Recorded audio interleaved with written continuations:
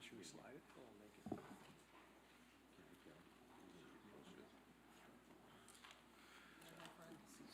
Well, good morning, everyone.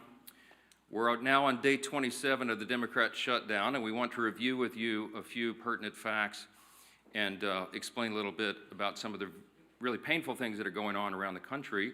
We're delighted to be joined by our dear friend, Kelly Loeffler, former U.S. Senator and now the leader of the U.S. Small Business Administration, and she can speak specifically to some of the great hardships that are being felt by the people who provide jobs now around this country. Day 27 means it's almost been a full month since the Democrats shut down the government. And as we near the end of this month, the pain being felt by so many hardworking people around this country is very real, and it gets worse with each passing day. Here's some of the stats. Last week, 1.4 million federal workers missed a full paycheck. Now, you know, many of them are furloughed, and many more are deemed essential workers, those who are essential, for example, to keep the country safe. TSA agents we've discussed, and air traffic controllers and border patrol, and of course our troops. But so many of them now are going without pay. The families of military service members and the air traffic controllers and so many of these others are now at very real risk of missing the paycheck at the end of this month. The Trump administration has done everything possible to bend over backwards to try to find sources of funding within the federal government to be able to cover the bases, but it is getting more and more challenging with each day. Now, every Republican in Congress wants to stop this madness desperately, and we have voted many times, over a dozen times, collectively 13 times, to reopen the government, to keep it open and reopen it once the Democrats closed it. But here's the very simple and important fact that no one should forget. We have no ability. Republicans do not have the ability to do this on our own. It's a simple math problem. We need Democrats to help. You need 60 votes in the Senate. We only have 53 Republicans. The Democrats are the ones voting repeatedly to shut down the government. But they're not opening it back up. They spent most of their time trying to distract the American people from the very simple truth. So I brought you a little visual aid here to just remind everybody what the simple facts are. 4 simple facts here. The Democrats are required to open the government. They keep saying Republicans are in charge of government. We aren't, not in the Senate. 60 votes control the Senate, not a bare majority. And so point number 1, Democrat votes are required to open the government. Point number 2, they refuse to do it. They have now voted 12 times to keep the government closed. And they'll have another chance today or tomorrow, maybe multiple times this week, and we'll see what they do. Now, the third point is very important because they've been trying to confuse the American people. They've tried to say this is a fight about health care or this or that or any other thing, and it's very simple. They put this on paper. They made this their demand in writing in the record of the Senate, and it has not changed. These are just 4 subpoints there under fact number 3, but there's many more. But among the things they're demanding, this is what the Democrats in the Senate are demanding to reopen the government. They want to give $200 billion in health benefits to illegal aliens and non-citizens, paid for by U.S. taxpayers. That is in their proposal. They want billions in wasteful programs to be returned to foreign countries. See, we stopped these things. They want to turn it all back on. They're demanding that we do all that to get the government open for hardworking Americans again. They want to give $500 million to left-leaning news organizations, and they want to cut $50 billion from rural hospitals. We will not do those things, and they know that very well. Which leads us to point number 4. The Democrats have now openly admitted, and you all had to cover it last week, that they're using the pain of the American people as their leverage. That was the number 2 ranked Democrat in the House, the Democrat, the minority whip, who said that, acknowledged it in an interview, that this is leverage. And Chuck Schumer himself boasted that every day of the shutdown gets better for us. That's his now infamous quote that he wishes he had not said out loud. But you know what they're doing and why. Why are they demanding these things? Why is point number 3 so essential to them? Why would they do this? Because it's unprecedented, as we've noticed, and reminded you all, they voted for CRs every time it was possible in their lives, as recently as March of this year. But they're doing it to appease their far-left Marxist base. That's the headline. That's why. That's why we're all in this mess. That's why the American people are suffering pain, because the Democrats are more afraid of the Marxist in their base than they are of hardworking Americans. See, they've made an evaluation that they have to appease the Marxist base. that they're so concerned that they'll lose their jobs if they don't appease the far left in their party. And they sat in a back room and they made the calculation that they would rather shut the government down and impose all this pain on the American people because they believe the Marxists, the far left in the base, are more active than hardworking Americans, people who go vote. And so they made the calculation that it's worth it to them. Every day gets better for us. We'll use the pain as leverage. For what? To prove to the far left base that they won't give in, that they'll fight Trump and fight the Republicans. What are they fighting? It's a clean CR. It's the same level of funding that they have voted for as recently as earlier this year. They are Biden-level policies and spending. This is not some Republican wish list. We don't have any of our priorities in this at all. It's the Democrats' own product. But they have decided to flip the script this time because they were getting too much heat from the far left. The facts are so simple. And I'll give you Exhibit B as to why this is so true. On Friday, there was a little bit of a seismic shift in politics. All of you noticed it over the weekend.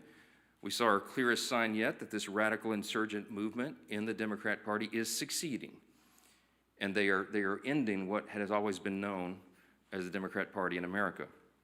After a months-long pressure campaign from the far left, House Minority Leader Hakeem Jeffries finally relented. He gave in, and he gave his endorsement to the socialist running to be mayor of New York City. The House Democrats have chosen a side. They were forced to by that far left that they're so terrified of, and they've shown the world what they really believe. There is no longer a place for centrists and moderates in their party. The candidate that they have endorsed, Mamdani, is somebody who we've talked about a lot from this podium. He's sympathized with Hamas and openly embraced anti-Semitic language. He has called to, quote, seize the means of production because he is a Marxist. He's called to abolish our borders, to abolish and end immigration enforcement, to defund the police, and to legalize prostitution, among a long list of hits that I could share with you. Zoran Mamdani is expected to take the helm of one of the most important cities in the world and the largest city in America. And he now has the full blessing of the Democrat leader in the House of Representatives. It is shocking. And that leader and all the other Democrats are going to co-own the consequences of what they do to America's largest city. Every reporter in this room should be asking every House Democrat individually whether they too agree with Hakeem's endorsement of the Marxist agenda.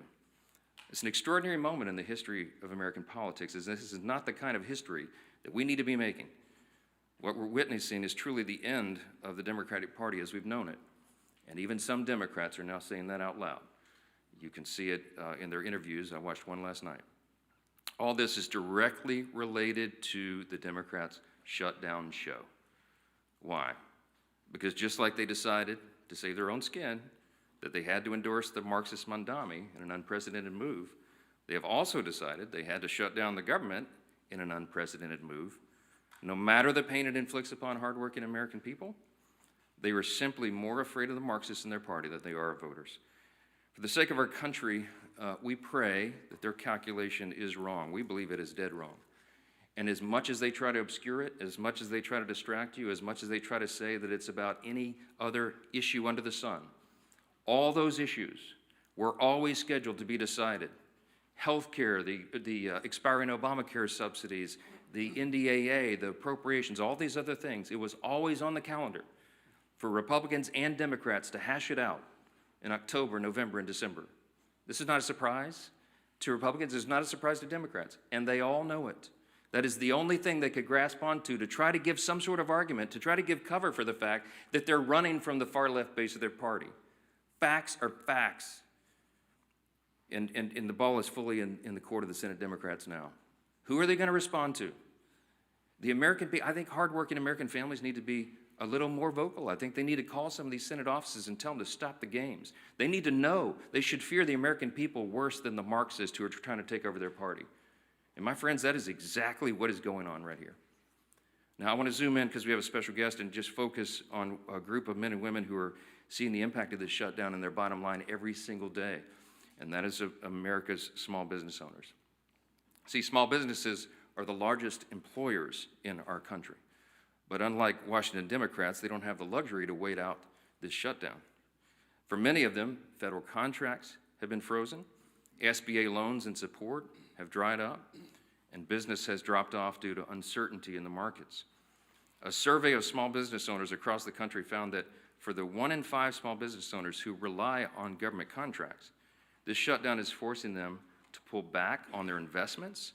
And what are those investments? It's new hires, new jobs, it's supplies and services. They have to pull back on those things so that they can make payroll work, so they can keep their employees employed. One business in Raleigh, North Carolina that relies on federal environmental approval said this, quote, "The backlog that is generated by the shutdown will last long beyond today."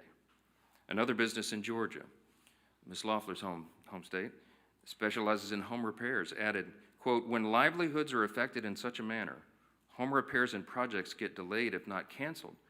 A government shutdown is a threat to us all." For American businesses that rely on loans from the SBA, each day means crucial dollars lost, and that affects every American at the end of the day. Small businesses across the country are being forced to go without roughly $170 million in SBA-backed loans each day, and that adds up to $4.5 billion in blocked loans just over the course of this shutdown so far. So while Chuck Schumer says that every day gets better for his party, every day is getting much, much harder for the people who are keeping the lights on around the country. To share more about what small businesses are experiencing firsthand, we are really delighted to join and welcoming this morning the administrator of the U.S. Small Business Administration, Kelly Loeffler. Kelly, thanks for being here. Thank you, Speaker. Thank you so much. Good morning. Thanks for being here. Well, thank you, Speaker Johnson, and the leadership gathered here. And I want to start out by thanking you all on behalf of America's 36 million small businesses for passing a clean funding bill to keep the government open, and for passing the largest working family tax cut in American history, saving taxpayers a $4 trillion tax hike that Senate Democrats voted for, congressional Democrats supported. Now, that tax cut is a big reason why we've seen a historic comeback for our nation's economy under the leadership of President Trump and congressional Republicans. Prior to the Democrat shutdown, the data was very clear. Small business optimism was at 7-year highs. Wage growth was outpacing inflation for the first time in 4 years. GDP growth was 3.8%. Deregulation, energy dominance, and fair trade were finally back. For the first time in years, America's small businesses felt the wind in their sails. They were taking on new capital to hire, expand, and invest. Now, that confidence manifested itself at the SBA through a historic demand for capital exceeding $100 billion for the first time in the agency's 72-year history under President Trump's leadership. That includes $45 billion, a record $45 billion, in SBA loans to 85,000 small businesses in fiscal 2025, the most ever approved by this agency, thanks to confidence in the Trump economy. But today, 27 days later, as the Speaker said, Senate Democrats have intentionally put that momentum at risk. The SBA's loan guarantee programs have been halted, and Main Street's capital has been choked off because Senate Democrats are playing politics with lives and livelihoods. They're demanding $1.5 trillion in taxpayer money to fund health care for illegal aliens and other liberal causes. Their spin is fact-free.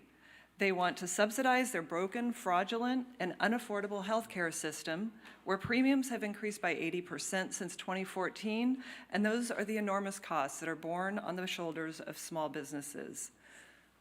But the pain is the point. Every single day of this shutdown has stopped 320 local businesses every single day from accessing $170 million in SBA loans for hiring and for expansion. Now, in Chuck Schumer's own state, that is $40 million every single week. In my home state of Georgia, Senator Ossoff and Senator Warnock shutting down $35 million in Main Street capital every single week.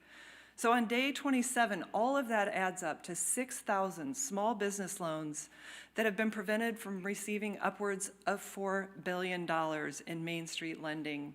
And it's not just the flow of capital that it's been cut off, as the speaker said. It's small businesses that rely on federal contracts. Thousands of them across the country have received stop work orders. Thousands more who rely on federal workers as their customers are seeing their revenue dry up. Here in Washington, of course, but around our military communities, around main streets across America. It's our storefronts that are cutting back hours, manufacturers that are shelving expansion plans, and generational businesses that are closing their doors for good. It's business that they will never get back. Thousands of painful stories like these are playing out, and that's what Democrats are talking about when they say they now have leverage. Now, America's small businesses make up 99% of all of our nation's businesses. They create 2 out of every 3 new jobs, and they make up about half of our GDP. So when the CEA estimates that every week of the Democrat shutdown, it shrinks the U.S. economy by $15 billion, that cost is borne by Main Street. When they estimate that Senate Democrat shutdown will cost our economy 43,000 jobs, those jobs are at local businesses, all because Senator Schumer and his caucus are willing to sacrifice Main Street so that they can derail President Trump's historic economic agenda and appease the socialist radicals who are now in charge of the Democrat Party. It's why I'm so proud to stand here with Speaker Johnson, Chairman Williams, and the entire House leadership team, because we are united behind Main Street, our military, and those who rely on critical federal services. It's time for Chuck Schumer to end the political stunt, pass a clean funding bill, open the government, stop putting illegal aliens and the Marxist socialist demands of your radical base over small businesses back home. We must bring the same common sense that prevails on Main Street back to Washington. I'll now turn it over to my good friend and chairman of the Small Business Committee, Roger Williams, from the great state of Texas. Thank you, Senator. Thank you, Mr. Speaker. I appreciate Administrator Loeffler, and she's quoted you a lot of numbers, which are all true, but let me just tell you this. I chair the Small Business Committee. I'm a small business owner. I didn't sell my business 10 years ago or anyone. We still have our family business, been in business almost since 1939. I've been in it 57 years. I know what's happening on Main Street when it's good and when it's bad. And let me tell you, Main Street is very fearful of the Schumer shutdown. He is totally holding Main Street America, small business owners, small business employees at bay because of his future that he's concerned about. It has nothing to do with it. Main Street is 99% of the businesses are small businesses. 75% of the payroll, 75% of the workforce is small business. It's every small business in your hometown, in Schumer's hometown, in my hometown. I go over, and I'm not necessarily as much a congressman when I get home as much as a small business owner. And I can tell you what's happening out there. I'm worried about the 99%. I'm worried about the 75% of payroll, 75% of workforce. I'm worried about the fact that they cannot meet the payrolls. As Administrator Loeffler said, with the SBA like it is right now, is ready to go. I mean, we are ready to go. We've had more activity in the SBA since November 5th than we've had in years because people want to start a business. So they see the Trump economy works. They want to start a business. They want to stay in business. I'm worried about that group of people. I'm worried about the fact that they can't meet payroll. I'm worried about the fact that they can't buy inventory. If you can't buy inventory, you can't sell anything. And the truth of the matter is, if you want to go deeper into it, if you don't have inventory, inflation will rise because you're not discounting your inventory. That's how capitalism works. That's how the private sector works. That's how we compete. So the other thing we did before the shutdown, Administrator, thanks to you, is the fact that we raised the loan limits from 5 to 10 million on manufacturing. Ready to go, ready to expand, ready to grow your business. And I would tell you, if we're lucky enough to have some more rate cuts, this economy, the Trump economy, along with small business, is going to lead the way and explode. But we can't do it with Chuck Schumer hanging an anchor around everybody's neck because he's personally concerned about his political future. So as a small business owner, I'm just saying to all of you, the greatest asset America has is its people, its Americans, and it's Main Street America. Risk and reward built this country.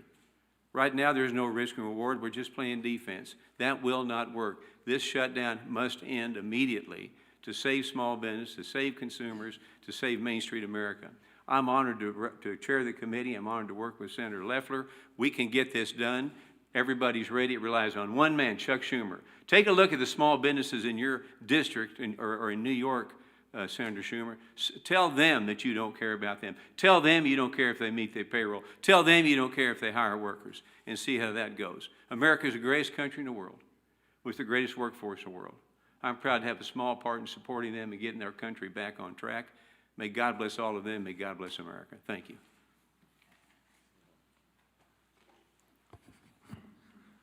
Well, thank you, Chairman Williams, for all you do to support small businesses, to really epitomize the backbone of our economy. And Administrator Loeffler, thank you for coming and for what you're doing to help small businesses grow in every corner of this country.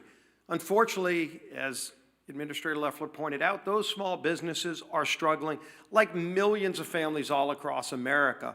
Why? So that the Democrats can get leverage. Who knows who they want leverage over? They can't articulate it. They've laid out $1.5 trillion wish list of crazy items like giving taxpayer-funded health care to illegals. In their bill to give that taxpayer funding to illegals, they actually gut rural health care. Democrats gut $50 billion out of rural health care. They want to talk about health care? They're the ones making it harder. And of course, they don't want anybody to remember facts. Facts like when we moved the working families tax cut through this Congress. Unfortunately, not a single Democrat wanted to support that because it involved preventing a tax increase. The party that's now gone all the way over, full bore into socialism. As the Speaker talked about, Hakeem Jeffries is now all in for the socialist agenda of Mondami. He is the head of their party now. When he gets elected mayor of New York, he's given the marching orders to the rest of the Democrats. And they want to raise taxes on everybody. They call you rich. Anybody who works for a living is going to be rich, and they're going to raise your taxes to get government-run grocery stores and the lunacy that comes with that. That's the Democrat agenda. It's not about improving health care, because, again, in their own alternative bill, they want to gut rural health care. You know what else they work to do? In the working families tax cut, we had a provision that would have lowered premiums by 11%, according to CBO. It was scored to lower premiums on families. It's called CSR. You can go look it up. It's something that has been out there as an idea for a long time. We actually put it into bill language and text and passed it through the House. But Democrats went and used a parliamentary maneuver under the Byrd rule to get that removed because they don't care about families. They don't care that that provision would have absolutely lowered premiums by double digits for families who are paying too much for health care. And then not only did they get it removed, Democrats in the Senate bragged, still to this day on their website, bragged that they removed it. They want to tell you it's about health care? It's not. They really told you what it's about. It's about getting leverage, showing off to their radical Marxist socialist base that they're fighting Donald Trump because they're still angry about the results of the November election. And in the meantime, real families are struggling. Every day the number grows higher. Yesterday, Senator Gallego went on to meet the press. And he was asked when Democrats would reopen the government. And he said, quote, "I'm not looking at a timetable. I'm looking at everyone's personal pocketbooks." Now, Senator Gallego, you ought to be looking at the pocketbooks of those single moms who right now are facing losing their WIC payments, facing losing their SNAP payments. And if Senator Gallego's not sure how many people that is, we've been told by the administration how many people will stand to lose real benefits, SNAP benefits, food stamps for kids. 42 million people will lose those benefits in just a few days. Senator Gallego, look at their pocketbooks. WIC, Women, Infants, and Children program, helps feed 7 million low-income moms and infants. Senator, go look at those pocketbooks. And who knows what your real motivation is. But I'll tell you what their motivation is. Their motivation is just to put food on their table for their kids, and every Republican and Democrat, every Republican in the House and Senate voted yes to put that food on the table, and Democrats keep voting no. They keep voting to shut the government down, and it's having an impact on millions of people. Head Start, which is a program that funds education and nutrition services for 800,000 kids under the age of 6. You hear this theme over and over again now. Who the Democrats are using for leverage and hurting is kids and nutrition programs. That's who they've chosen to target. And it's real harm and real pain that they're causing. But then it gets even bigger. Just today, the American Federation of Government Employees, large union, came out and said, quote, "It's time to pass a clean, continuing resolution and end this shutdown today. No half measures and no gamesmanship." And the union went on to say today, quote, "Because when the folks who serve this country are standing in line for food banks after missing a second paycheck because of this shutdown, they aren't looking for partisan spin. They're looking for the wages they earned. The fact that they're being cheated out of it is a national disgrace." And they're right. It's a national disgrace what Democrats are doing to good, hardworking people, to women, infants, and children who are just looking to this town and saying, what are these Democrats doing? What happened to your father's Democrat Party? It's a mirage of what it used to be because the socialists have taken over. This is what Marxism and socialism looks like. Government workers standing in food bank lines, children going without food, and Head Start nutrition programs so that Democrats can use you as leverage. It's a national disgrace, and it needs to end now. We stand ready to get that job done. We voted to get that job done. It's time they stop playing this game that's harming millions of people. Our whip, Tom Emmer.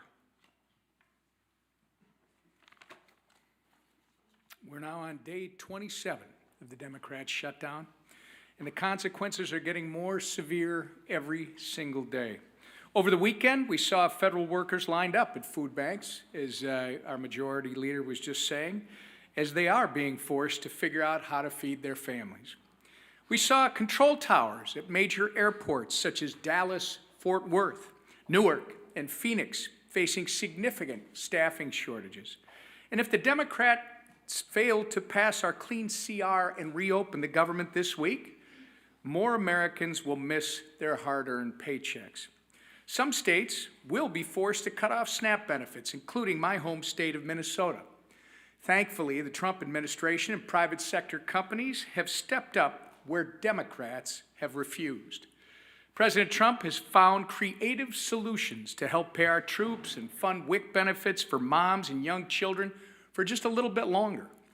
DoorDash announced yesterday that they will help support Americans by delivering free meals to food banks and waiving delivery and service fees on grocery orders for SNAP recipients. But these are Band-Aid solutions to the Democrats' self-inflicted shutdown problem. Remember, it doesn't have to be this way. There is a nonpartisan government funding bill sitting in the Senate ready to be sent to President Trump's desk immediately. We just need 5 Senate Democrats to come to their senses, do the right and reasonable thing, and support our clean CR. Contrary to what House Minority Whip Catherine Clark believes, the American people are not leverage in the Democrats' shutdown charade. And we refuse to negotiate under hostage conditions, nor will we pay a ransom. So our message today is the same as every other day, and we're glad to see, as the majority leader mentioned, that the American Federation of Government Employees, by the way, the largest government employee union, 820,000 federal employees, have joined us in saying enough with the political games, support our clean CR and reopen the government. like your constituents' livelihoods depend on it, because they do. With that, Mr. Speaker. Thank you. Yeah, Manu, go ahead. It's now been more than 5 weeks since the House has last met and last voted, but even during the government shutdown, House committees could still meet, there could still be markups, there could still be oversight hearings, bills could still come to the floor. So why not do that rather than have members back home in their districts? Why not bring them back here and do the work that they were elected to do? Yeah, so we're evaluating this day by day. The House did its work. I've said it over and over and over. And the most important thing is to get the government open. It's the #1 priority and #1 responsibility of Congress, and the Senate Democrats have chosen not to do it. We think that is paramount and of paramount importance to everything else.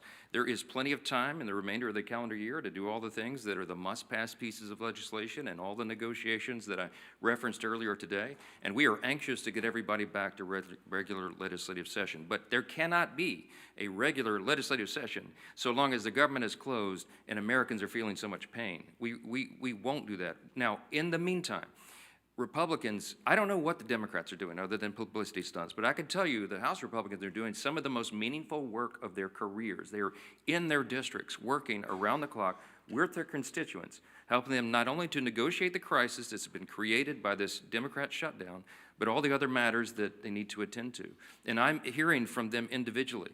They are having some of the most meaningful interactions at a time of great crisis with their constituents that they've ever had, and that's really, really important. So I don't want to pull them away from that work right now when their insight and their counsel and their assistance and those of their staff, who, by the way, aren't getting paid soon, that is most essentially needed right now back home. So we have work to do here. We'll get back on the floor as soon as we are and can, and in the meantime, as soon as the Democrats allow us, and in the meantime, the committees, the chairs of all the committees, and the active members of those committees are still churning the work out. They're not doing a markup right now in a formal meeting, for example, but they are still doing very meaningful work. Oversight, the oversight responsibility of the House continues to work. You might have noticed the Oversight Committee dumped its 3rd batch of files from the Epstein matter just a number of days ago. 43,000 pages of documents are out there, including Epstein's own personal flight logs, his financial ledgers, his daily calendar and diaries. All those things are out now in the public. And so all these essential functions of the House of Representatives continue in earnest. No, Hakeem Jeffries has said they're on vacation. Well, he might have sent the Democrats on vacation. But House Republicans are doing very important, very essential work around the clock. Yes, go ahead, Melanie. SNAP benefits are going to run out this week. Yes. The USDA said they're not going to tap into a contingency fund in order to ensure those benefits get paid. Do you think the administration should tap into those funds or find other sources in order to ensure that millions of Americans do get paid? Well, look, I can tell you the administration has worked, as you all know, very creatively and very hard to limit the pain on the Americans because of the Democrats' shutdown. And the SNAP benefits is a unique situation. I got a summary of the whole legal analysis, and it certainly looks legitimate to me. The contingency funds are not legally available to cover the benefits right now. The reason is because it's a finite source of funds. It was appropriated by Congress, and if they transfer funds from these other sources, it pulls it away immediately from school meals and infant formula. So it's a trade-off.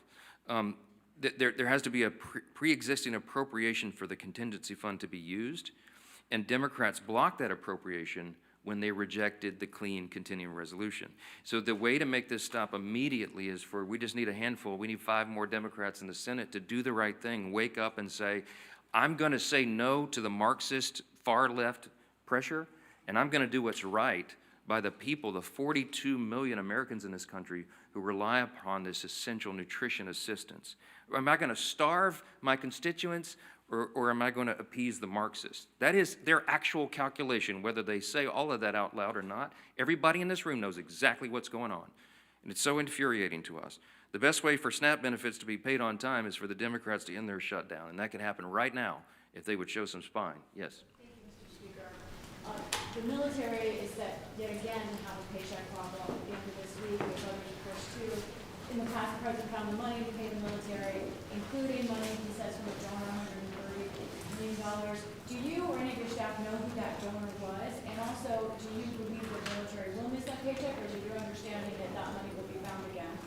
So the question is about military pay. We did get, the president, as you know, tapped in research and development unobligated funds and paid the military in the middle of October.